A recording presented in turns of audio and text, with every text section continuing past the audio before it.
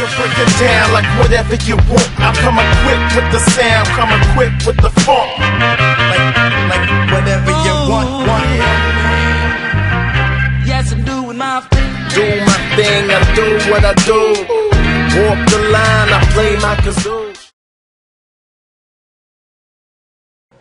Hey guys, what's up? Jesse Foster, aka Entranced here. You're probably wondering what the heck that was. Well, I'm a bit of a climbing nut in addition to being a poker player, and that is Chris Sharma on one of his projects, so I just thought that would be a cool thing to add in. Yeah, that's my first ever intro, so hopefully it turns out okay. So here we go. I'm coming at you guys here with a short strategy segment on basic bluff calculation. What we're going to be going over here today is just how to calculate how frequently a bluff has to work in order to be plus EV, and what the value of being able to do that is. I think this is a skill, I say this about many things, but I think this is a skill that is very important for analysis in almost any poker situation. However, I think many players do not know how to do this in the correct way, and I think it's just very important. So, what this skill does is it will allow you to state some objective data. And what I mean when I say objective data is, I mean that data that you know is fact. A lot of times in poker we're dealing with information that is not absolute. We're doing it, we're making educated guesses based on what we perceive our opponent to do. Well, this is not that. This is scientifically, mathematically provable. And the more scientifically, mathematical, objectively provable things you can include in your analysis, the better your analysis is going to be. So what we can do is what we're working out is how often does our opponent need to fold. And from there, once we've worked out how often our opponent needs to fold, given our bet size, from there we can work backward to seeing does he fold that much, and if he does fold that much based on our hand reading, is it a plus expected value bet? So sounds like a lot of mumbo jumbo. We're going to go into it right here, and I'm going to include a link to this forum if you guys want to go further.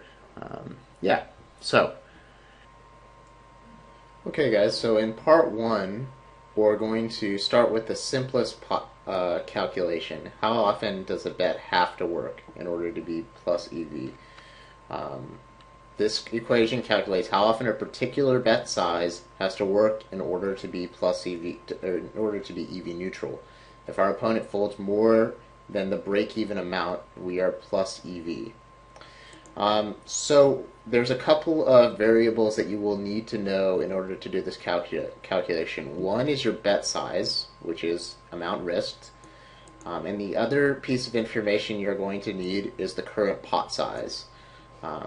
And those two should be pretty easy for you to know.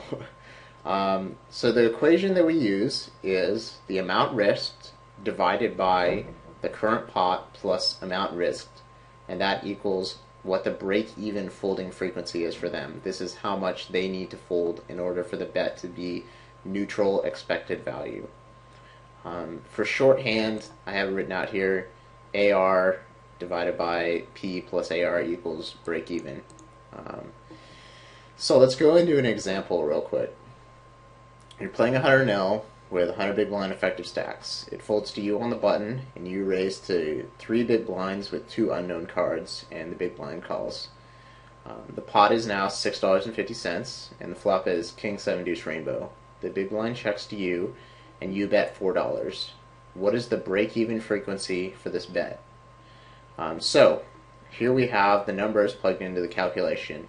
The amount risked, $4, divided by the current pot. Current pot is $6.50, plus the amount risked is $4.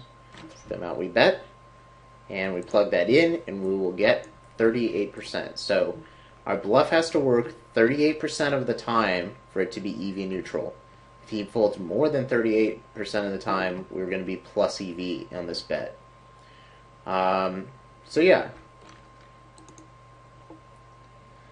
Okay, so here's another example, one that I came up with, and this one is going to illustrate how we can use this in analysis of a hand. So here's another example. We're playing 5-10 no limit, heads up, and we opened a 30. Villain calls in the big blind. He checks, and we bet $40. So there's a couple things we want to find out. First thing we want to find out is the objective data. How often does villain have to fold? So let's go ahead and go over here and plug it in. The amount, the pot is $60. The amount risked is $40, and we just plug it in. We can see the equation right down here. Amount risked, 40, divided by the pot, 60, plus the amount risked, 40, and that is going to be the amount the bet has to work. So the bet needs to work 40% of the time. Okay, so now we've stated the objective data that the bet needs to work 40% of the time. How do we use this to say something meaningful? Now we have to take that objective data and match it up with our reads. This is where, hand reading comes into play.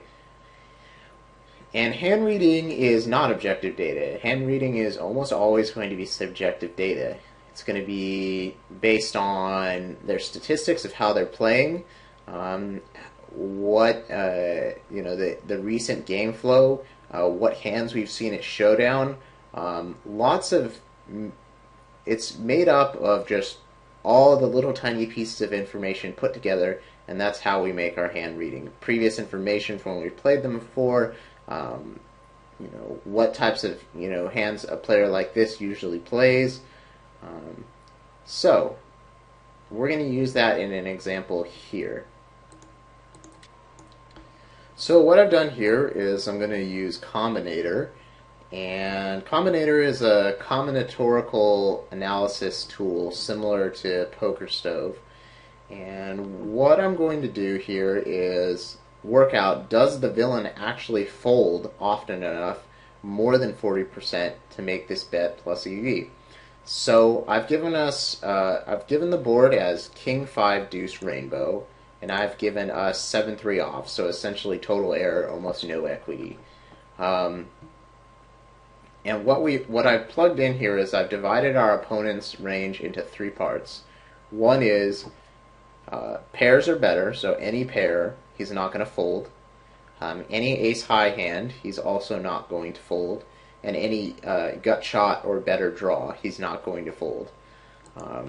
So if we look at this chart here, it has broken down what percentage his range is. So he has a pair better 31.5% of the time, ace high 21% of the time, and he only has a gut shot 1.3% of the time. That's because he doesn't call very many hands out of the big blind that are going to make a gut shot on a King 5 Deuce board, or any draw. And so we can see here that if villain is folding when he doesn't have ace high or a gut shot or any pair, just basically playing straightforward, he's going to be folding 46.1% of the time. Okay, so how often did villain have to fold in order to be plus EV? 40% of the time. So therefore we can say villain is this is going to be a plus EV bet. Now, most of you guys could look at this situation and say, well, duh, Jesse, C-bet is going to be plus EV here. It's a really dry board and not much of his range connects with it. True, and I think most players are going to be able to do that, make that type of analysis. But this sort of analysis becomes a lot more use. This is a very basic example, but you'll get into many more, but building the skills in these really basic situations will make it so that later on, when you're doing an analysis of a very complex hand history, you can use these concepts very easily. And there are a couple of assumptions that have been made in this hand, that villain won't be check raising and bluffs a lot on this flop, which sometimes he will, but for the sake of the analysis, we're just going to keep it simple. Now, if you want to be able to learn how to use this skill and get better at it, the really the only way to do it is through repetition and kind of just going through the motions and thinking about it, and that's how it's going to embed it in your mind. So I strongly suggest that you use this form that I've created. It has, I think, about 30 or 20 examples, and just go through it, work it out, and submit your answers, and I will get back to you with corrections. We'll probably get them all right. It's pretty easy math, but don't feel bad if you do struggle with it a little bit. So yeah, do the work and it'll work out. All right, thanks. If you guys have found this interesting and you think this is something that can help you with your game, please let me know. And if you're interested in learning more about this and getting into more complex situations that are going to be more usable for the average player, you might want to hit me up for coaching. Shameless coaching plug, but I can probably help you. And if enough people ask, I will probably make another video going over more complex situations. So yeah, I hope you guys have enjoyed this. Please give me some feedback, comment on this post, and share it with your friends if they don't know this stuff already. Alright, thanks. Bye.